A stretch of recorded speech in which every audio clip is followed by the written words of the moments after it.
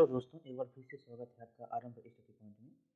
आज हम पढ़ेंगे क्लास साइंस 8 का यह छठा अध्याय है दहन और ज्वाला। तो चलिए दहन और ज्वाला के बारे में जो लिखा गया है उसको हम पढ़ते हैं। लिखा गया है कि हम घर पर, उद्योगों में और वाहनों को चलाने के लिए विभिन्न प्रकार के ईंधनों का उपयोग विविध प्रयोजन के लिए करते हैं। क्या आप अपने घरों में प्रयुक्त होने वाले कुछ ईंधनों के नाम बता सकते हैं जो सीएनजी आप करते हैं, एलपीजी आप करते हैं और कोयला, लकड़ी ये जो है इसका उपयोग आप घरों में करते हैं। तो व्यापक और उद्योगों में उपयोग होने वाले कुछ ईंधन के नाम बताइए।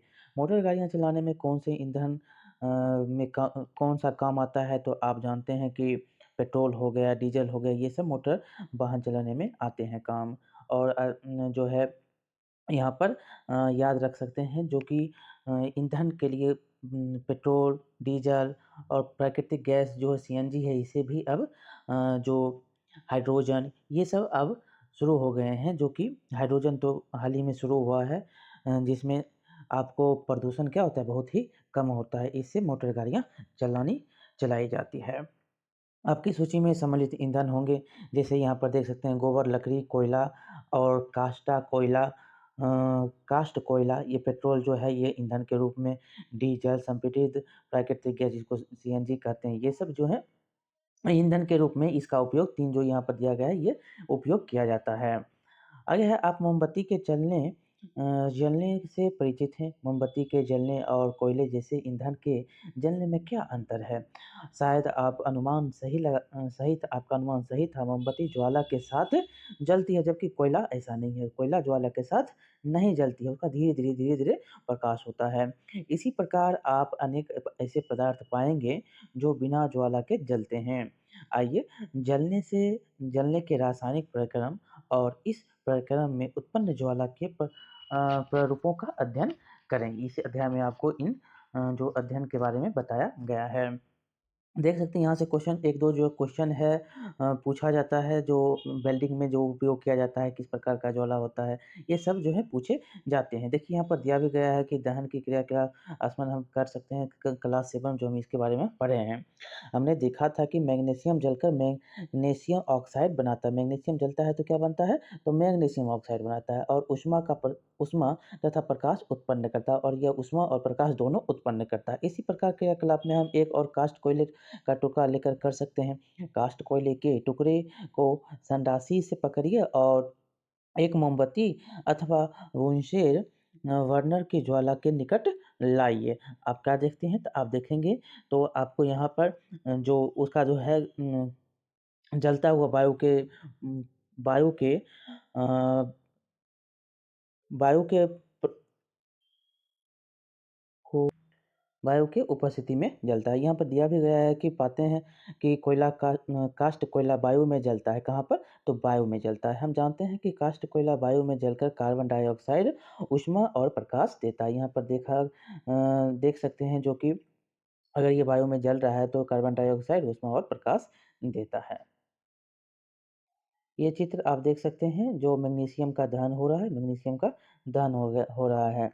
रासायनिक प्रक्रम जिसमें पदार्थ ऑक्सीजन से अभिक्रिया कर ऊष्मा देता है, दहन कहलाता है। ये क्या कहलाता है? जो पदार्थ रासायनिक प्रक्रम में जिसमें पदार्थ ऑक्सीजन से विक्रिया करता है और ऊष्मा देता है, वो क्या कहलाता है? दहन कहलाता है। जिस पदार्थ का दहन होता है वह दाह्य कहलाता है। जिसका दहन हो रहा है, जो जल रहा है, उसको दाह्य बोलते हैं। इसे ईंधन भी कहते हैं। ईंधन ठोस, द्रव एवं गैस हो सकता है। कभी कभी दहन के समय ज्वाला के रूप में अथवा एक लौ के रूप में प्रकाश भी उत्पन्न होता है। ऊपर दी गई अभिक्रिया में देख सकते हैं कि मैग्नीशियम कास्ट कोयला दाह्य पदार्थ है। क्या है? मैग्नीशियम जो है वो क्या है? कास्ट कोयला जो है वो क्या है? दाह्य पदार्थ है। हमें बताया गया था कि भोजन हमारे शरीर के लिए क्या है? एक ईंधन है। ठीक ठीक ही तो है, हमारे शरीर में भोजन ऑक्सीजन से अभिक्रिया कर अपघटित होता है। किससे अभिक्रिया करता है भोजन? तो ऑक्सीजन से, और ऊष्मा उत्पन्न करता है। इसके बारे में हमने पहले भी क्लास 7 में पढ़ा है। देखिए यहाँ पर दिया गया है कि माचिस और माचिस की तीलियाँ, मिट्टी का तेल, कागज़, लोहे की कीलें, पत्थर के टुकड़े, शीशा आदि कुछ पदार्थ इकट्ठे करिए। अपने शिक्षक की देखरेख में इन पदार्थों को एक-एक कर जलाइए। यदि पदार्थ जलता है तो इसे दाह्य दिखाइए, अन्यथा इसे दाह्य दिखाइए। जो जल गया वो दाह्य हो गया, जो नहीं जला अदाह्य हो गया। यहाँ पर देख सकते हैं जो दाह्य है, जो नहीं जल रहा है वो अदाह्य है। क्या है? लकड़ी क्या है? दाह्य है। कागज़ क्या है? दाह्य है। लोहे की कील क्या है? अदाह्य है। मिट्टी का तेल क्या है? तो दाह्य है। पत्थर का टुकड़ा क्या है? अदाह्य है। स्ट्रॉ क्या है? तो एक्स्ट्रा एक्स्ट्रा मतलब एक्स्ट्रा भी दाह्य है। और यहाँ पर देख सकते हैं और कास्ट कोयला है, कास्ट कोयला भी क्या है? तो दाह्य है। माचिस की तीली भी दाह्य है। काँच क्या है? अदाह्य है। तो इस प्रकार ये आप बता सकते हैं। आगे है आप क्या आप कुछ और पदार्थों का नाम बता सकते हैं जो दाह्य है? आपके सारणी में यहाँ पर जोड़ सकते हैं जो आगे है इन परिस्थितियों का पता लगाएँ जिसमें दहन होता है। जिसमें क्या होता है? दहन होता है।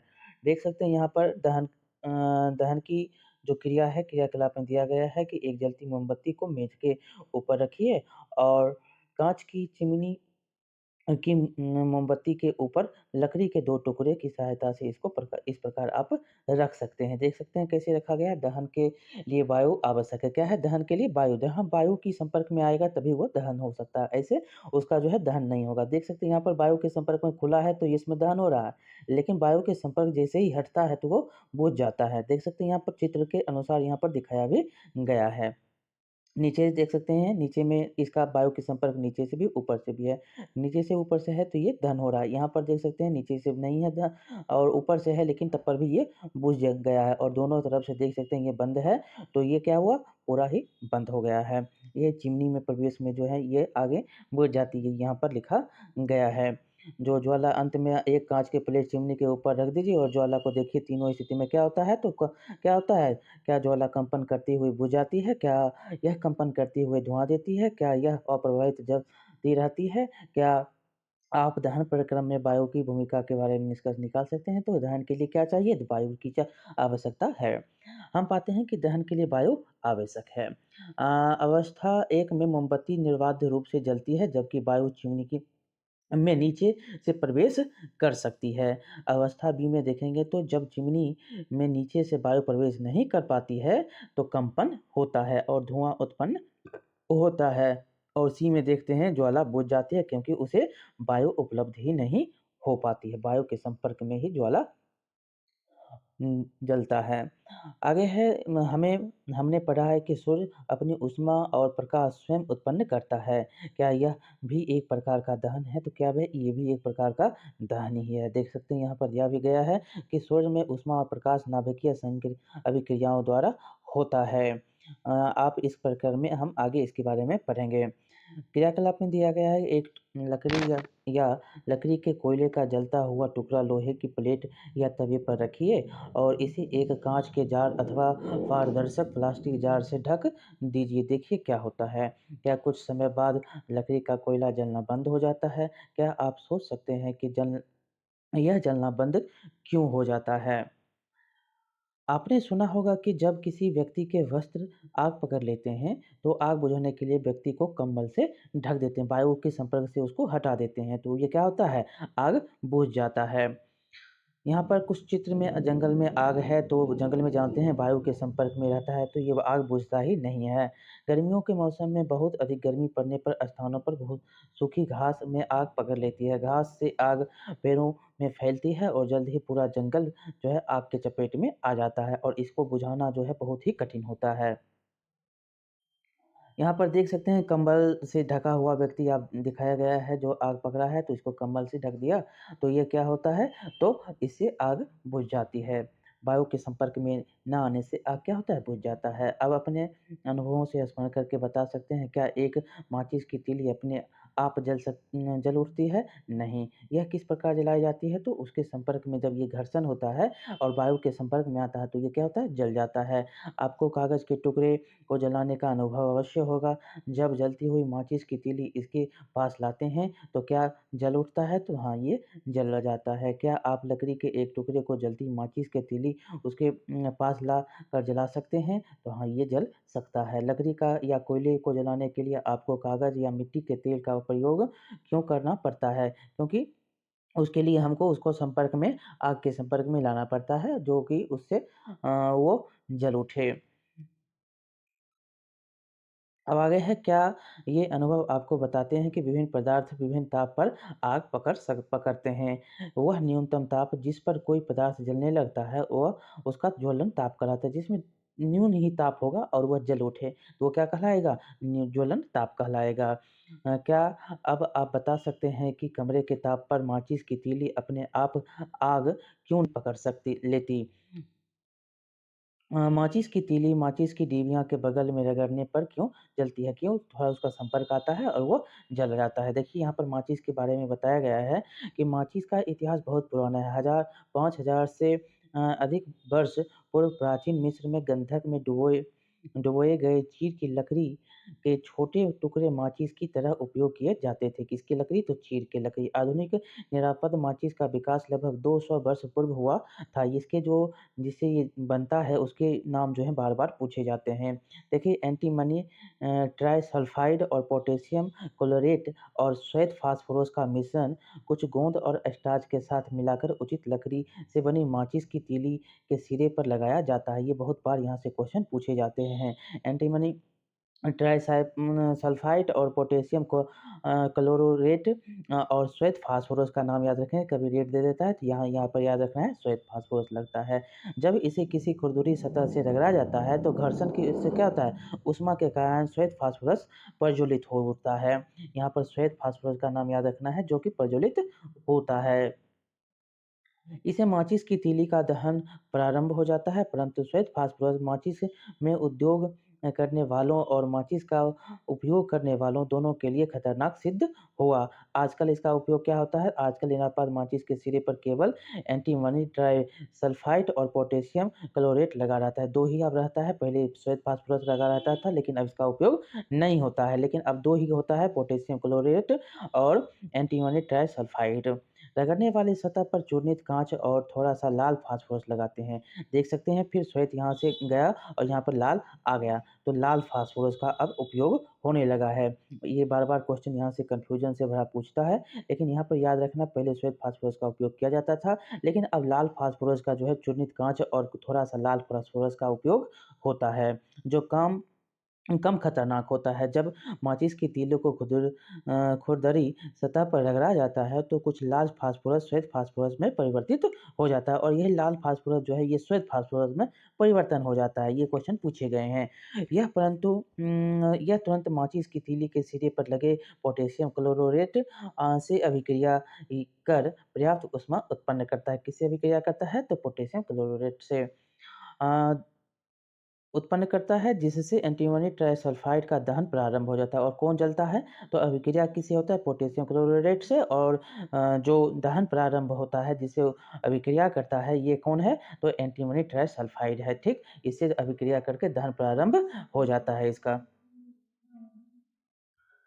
आगे है कि हमने पाया कि दाह्य पदार्थ तब तक आग नहीं पकड़ सकता या जल नहीं सकता जब तक उसका ताप उसके ज्वलन ताप से कम रहता है, उसका ताप उससे कम रहेगा तब तक वो आग नहीं पकड़ेगा। क्या आपने कभी भोजन पकाने वाले तेल को आग पकड़ते देखा है? तो नहीं।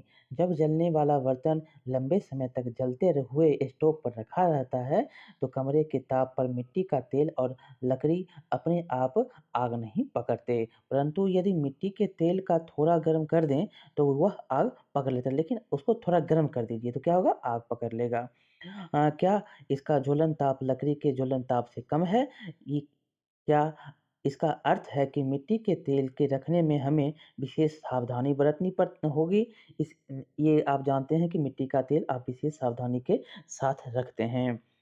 निम्नलिखित क्रियाकलाप प्रदर्शित करता है कि किसी पदार्थ के दहन के लिए उसका ताप उसके ज्वलन ताप तक पहुंचना आवश्यक है। ये बहुत ही इम्पोर्टेंट है। क्या है? तो किसी भी ताप को अगर उसके ज्वलन ताप तक नहीं पहुंचेगा तब तक वो जलेगा नहीं। तो ज्वलन ताप तक उसका पहुंचना आवश्यक है तभी वो जलेगा। देख सकते हैं यहाँ पर क्रियाकलाप दिया गया है और सावधानी से करने के लिए भी कहता है कि 50 ml जल लीजिए और 2 कपों में अलग-अलग करके करके उसको गर्म करने के लिए कहता है। तो यहाँ पर कागज़ का कप है और यहाँ पर देख सकते हैं गर्म हो रहा है। तो जहाँ गर्म हो रहा है कागज़ के कप का गर्म जलना, तो ये देख सकते हैं इसमें पानी है, जल है, तो ये क्या हो रहा है? नहीं जल रहा है। लेकिन यहाँ पर देख सकते हैं पानी कागज़ में नहीं है, तो ये जलना प्रारंभ कर देता है। कागज़ के खाली कप का क्या होता है? तो तुरंत जल जाता है। जल युक्त कागज़ के कप का क्या होता है? तो ये जलने में उसको परेशानी हो रही है। क्या इस कप का जल गर्म हो जाता है? तो हाँ, उसका कप क्या होता है? गर्म हो जाता है, लेकिन वो पहले जलता नहीं है। यदि हम कप को गर्म करना जारी रखें, तो हम कागज़ के कप में भी जल को उबाल सकते हैं। क्या आप इस परिघटना का कोई स्पष्टीकरण सोच सकते हैं? कागज़ के कप को दी जाने वाली ऊष्मा चालन द्वारा जल में चली जाती है। जो ऊष्मा जा रही है, वो उसी जल में चली जा रही है। अतः जल की उपस्थिति में ताप कागज़ के ज्वलन ताप तक नहीं पहुँच पाता है और जल वहाँ पर है, इसीलिए वह ज्वलन ताप तक नहीं पहुँच रहा है और इसलिए ये जलता नहीं है।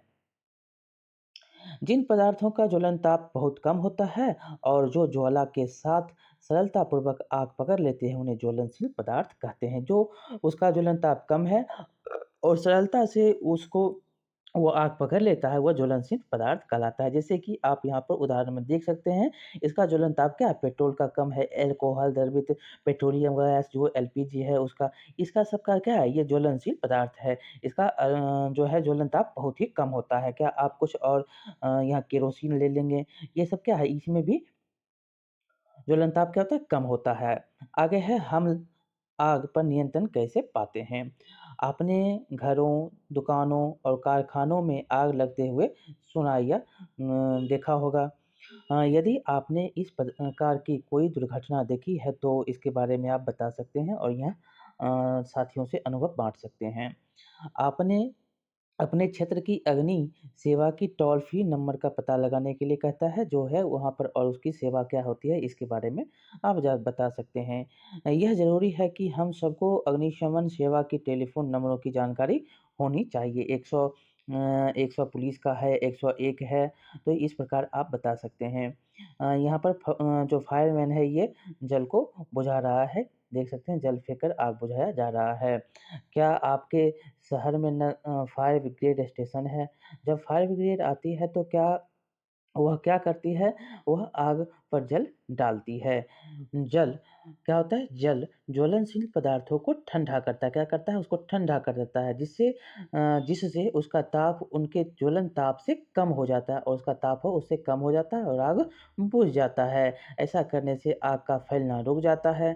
जल वाष्प ज्वलनशील पदार्थ को घेर लेता है। जल वाष्प क्या होता है? ज्वलनशील पदार्थ को घेर लेता है और जिससे वायु की आपूर्ति बंद हो जाती है और इससे वायु जिसको मिल रहा है, संपर्क में जल रहा है, लेकिन वो उसकी जल जैसे ही पड़ता है, उसकी वायु की संपर्क क्या होती है? कट जाती है और आग बुझ जाती है। आपने पढ़ा कि आग उत्पन्न करने के लिए 3 आवश्यकताएँ होती है, ठीक? यहाँ पर देख सकते हैं ये आवश्यकताएँ क्या-क्या हैं?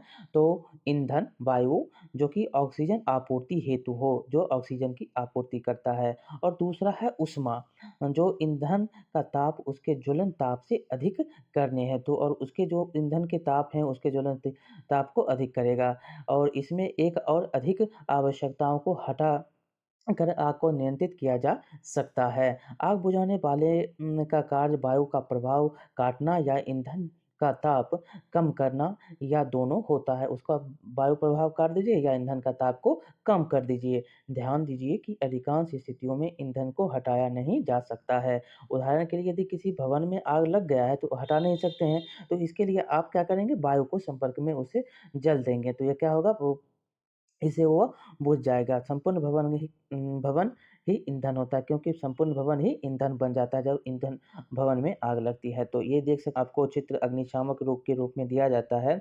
जल सबसे अधिक प्रचलित अग्निशामक होता है, परंतु जल तब नहीं कार्य कर पाता है जब लकड़ी और कागज़ जैसी वस्तुओं में आग लगी हो। 2 चीज़ आपको यहाँ याद रखना है, जब लकड़ी और कागज़ में आग लगेगा तभी जल उपयोग में लाया जा सकता है।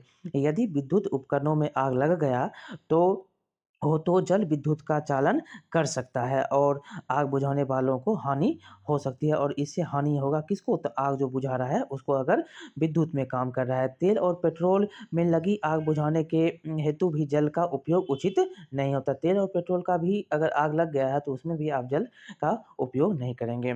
क्या आपको याद है कि जल तेल से भारी होता है और जल क्या होता है? तेल से भारी होता है।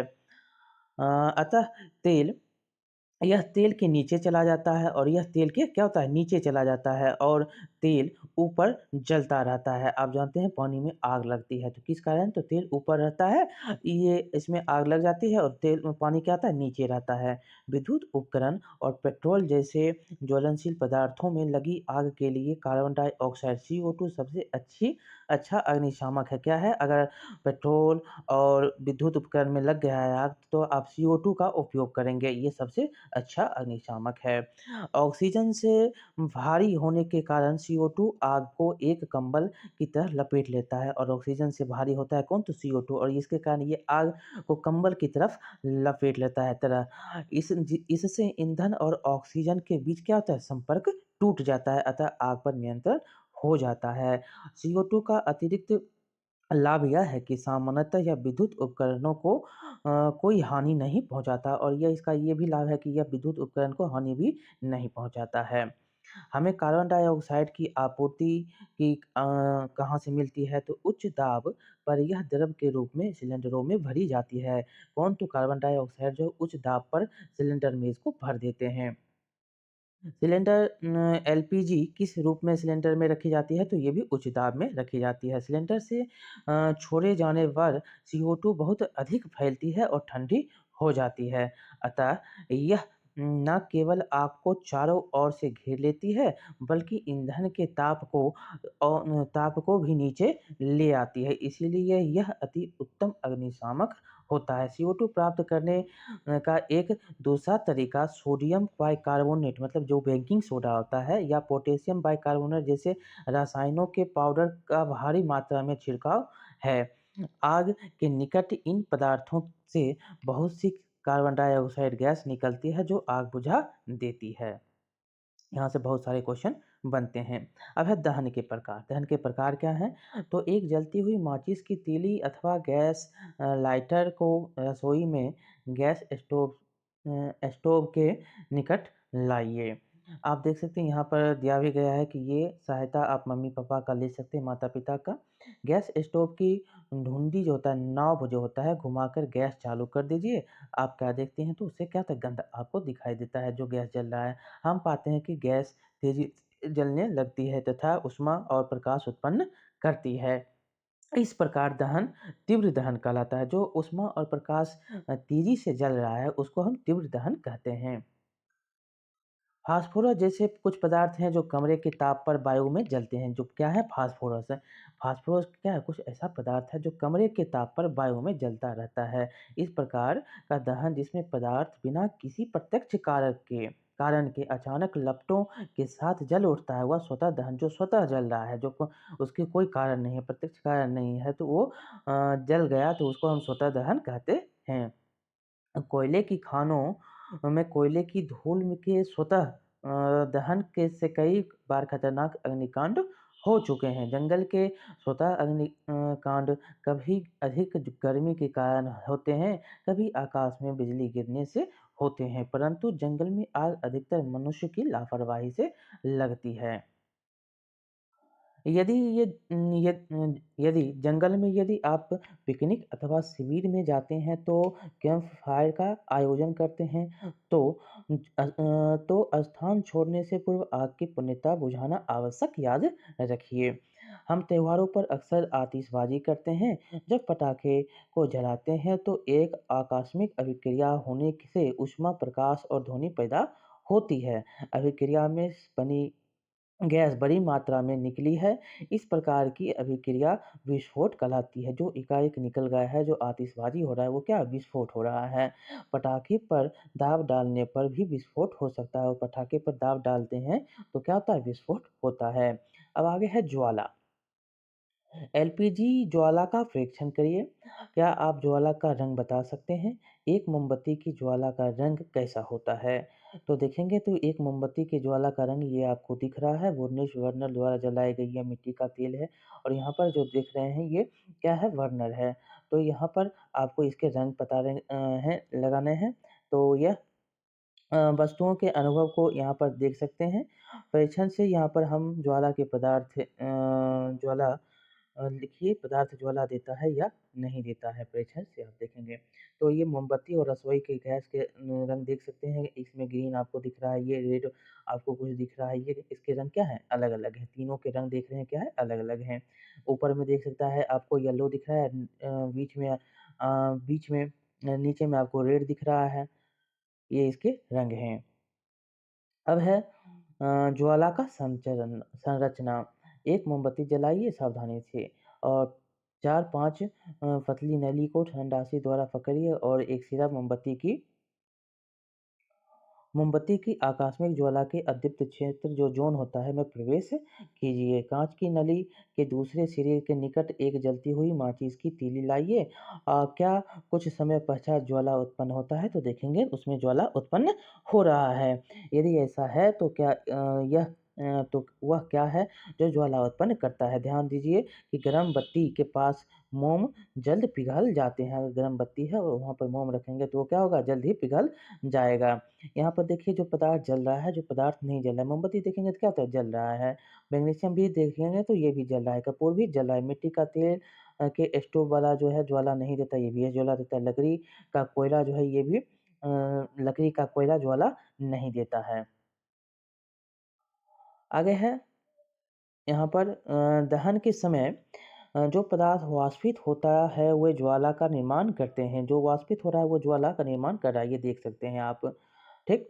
उदाहरण के लिए मिट्टी का तेल और पिघली हुई मोमबत्ती के साथ साथ ऊपर उठते हैं और दहन के समय वाष्पित होकर ज्वाला का निर्माण करते हैं। यहाँ पर मिट्टी का तेल और पिघली हुई मोमबत्ती को याद रखें, ये क्या है? ये ज्वाला है। ये आपको दिख रहा है, ये क्या है? ये ज्वाला है।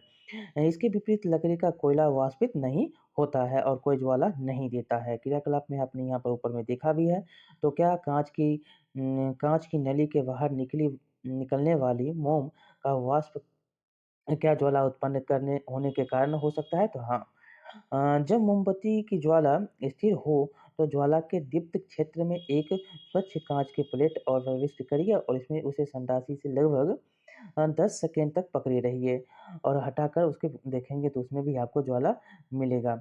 ये काँच के प्लेट हैं और एक गोला काला वलय बन गया है, यहाँ पर देख सकते हैं ये क्या है? वलय बन गया है। ये ज्वाला के दीप्त क्षेत्र में उपस्थित बिना जले कार्बन कणों के जमाव के कारण ये हुआ है, इसको ये दर्शाता है। एक पतले लंबे तांबे के तार को लगभग 30 सेकंड तक हम जो है ज्वाला के अदीप्त क्षेत्र में पकड़ कर रखेंगे, तो देखेंगे उसमें भी आपको ज्वाला प्रदीप्त होते हुए नज़र आएगा। ध्यान दीजिए तार का भाग जो ज्वाला के कुछ ही बाहर है रक्त तप्त हो जाता है। यह दर्शाता है कि ज्वाला के अदीप्त क्षेत्र का ताप बहुत अधिक होता है, जो ऊपर का क्षेत्र वो बहुत ही अधिक होता है। वास्तव में ज्वाला का यह भाग सबसे अधिक गर्म होता है, जो ये ऊपर का वाला जो भाग है वो सबसे ज़्यादा ही गर्म होता है। सोने और चांदी को पिघलाने के लिए सुनार धातु की फूंकनी की से ज्वाला से सबसे बाहरी भाग को उस पर फूँकते हैं और वे ज्वाला के सबसे भारी भाग का उपयोग करते हैं। देख सकते हैं यहाँ पर कौन सबसे ज़्यादा ये क्वेश्चन भी पूछे गए हैं, सबसे ज़्यादा कौन जल रहा है और किसका रंग जो कैसा है। तो काला रंग जो है ये जो बत्ती होता है उसका काला रंग है और बीच वाला जो रंग है वो पीला है और ऊपर का वाला जो रंग है वो क्या है? नीला है। पूर्ण दहन वाह्य क्षेत्र ये सबसे ज़्यादा जो है गर्म होता है, सबसे ज़्यादा गर्म है और बीच का जो क्षेत्र होता है वो कम होता है गर्म। और सबसे नीचे जो होता है वो क्या होता है? सबसे नीचे जो होता है वो सबसे कम गर्म होता है। और यहाँ पर देख सकते हैं आंशिक वाला दहन जो है ये इसका रंग जो है मध्य भाग वाला पीला होता है और ये क्या है? मोमबत्ती है। ऊपर वाला भाग याद रखना है नीला होता है, बीच वाला पीला और नीचे वाला काला। और सुनार क्या करता है? तो ऊपर वाले भाग का काम करता है जो सबसे ज़्यादा गर्म होता है। ईंधन क्या है? तो याद करिए घरेलू औद्योगिक उपयोग में सबसे उपयोग में लाए जाने वाले स्रोत कौन-कौन हैं? लकड़ी है, काष्ठ कोयला है, ये सब क्या है? ईंधन है। पेट्रोल, मिट्टी का तेल ये सब ईंधन है। ये पदार्थ ईंधन कहलाते हैं। अच्छा ईंधन वह है जो सहज उपलब्ध हो जाता है, यह सस्ता होता है और वायु में सामान्य दर को सुगमतापूर्वक जलता है। यह अधिक मात्रा में ऊष्मा उत्पन्न करता है, यह जलने के उपरांत कोई अवांछनीय पदार्थ नहीं छोड़ता है। संभवतः ऐसा कोई भी ईंधन नहीं है जिसे एक आदर्श ईंधन माना जा सके। हमें ऐसा ईंधन ढूँढना चाहिए जो किसी विशिष्ट उपयोग को अधिकांश आवश्यकता पूरी करता हो। ईंधन के मूल्यों में विभिन्नता होती है, कुछ ईंधन अन्य ईंधनों की अपेक्षा क्या होते हैं? सस्ते होते हैं। जिन ईंधनों से आप परिचित हैं, उसकी सूची यहाँ पर आप देख सकते हैं बना गया है। इन्हें ठोस, द्रव और गैस में वर्गीकृत कर सकते हैं। देखिए ईंधन दक्षता।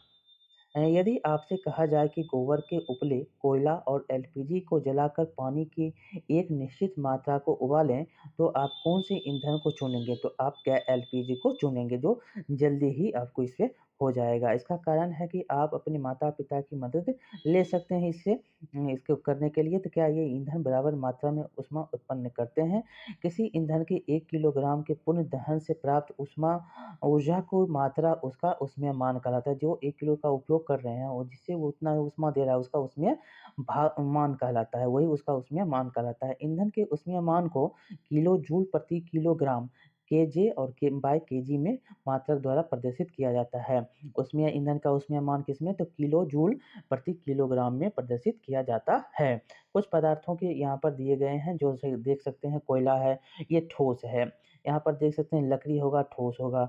द्रव ईंधन में मिट्टी का तेल हो गया, पेट्रोल हो गया, जो ईंधन के रूप में होता है और गैसीय ईंधन में प्राकृतिक गैस, एलपीजी, सीएनजी ये सब प्राकृतिक गैस हो गए। देखिए विभिन्न ईंधन के ऊष्मीयमान यहाँ से बहुत सारे बार जो है बहुत सारे क्वेश्चन बनते हैं। देख सकते हैं गोबर के उपले का कितना है? तो 6000 से 8000 केजी किलो ग्राम जो है यहाँ पर बताया भी गया है क्या है? किलो जूल प्रति किलोग्राम, किलो जूल प्रति किलोग्राम, ये है किलो जूल और ये बाय प्रति किलोग्राम। ठीक, लकड़ी देख सकते हैं 17,000 से 22,000 है, कोयला 25,000 से 33,000 है, पेट्रोल 45,000 है, मिट्टी का तेल 45,000 किलो जूल्स बाय किलोग्राम है। सबसे ज़्यादा आप देखेंगे तो हाइड्रोजन का है, हाइड्रोजन सबसे ज़्यादा है। ये बहुत बार यहाँ से क्वेश्चन पूछे गए हैं, सबसे ज़्यादा hydrogen 1.5 lakh kilo joule kilogram by kilogram है। तो एलपीजी का याद रखेंगे 55,000 है और मीथेन का 50,000 है, डीज़ल का 45,000 है, पेट्रोल और डीज़ल और मिट्टी का तेल ये तीनों 45,000 हैं, ठीक? आगे है ईंधन के दहन से हानिकारक उत्पाद प्राप्त होते हैं। ईंधन का बढ़ता हुआ उपभोग पर्यावरण का हानिकारक प्रभाव डालता है। लकड़ी, कोयले और पेट्रोल जैसे कार्बन ईंधन बिना जले कार्बन कण छोड़ते हैं। ये सूक्ष्म कण खतरनाक प्रदूषक होते हैं जो दमा जैसे श्वास रोग उत्पन्न करते हैं। दमा मतलब जो दमा का बीमारी होता है, बहुत ही खतरनाक होता है, सांस लेने में प्रॉब्लम होती है। आगे है सर्दियों से लकड़ी का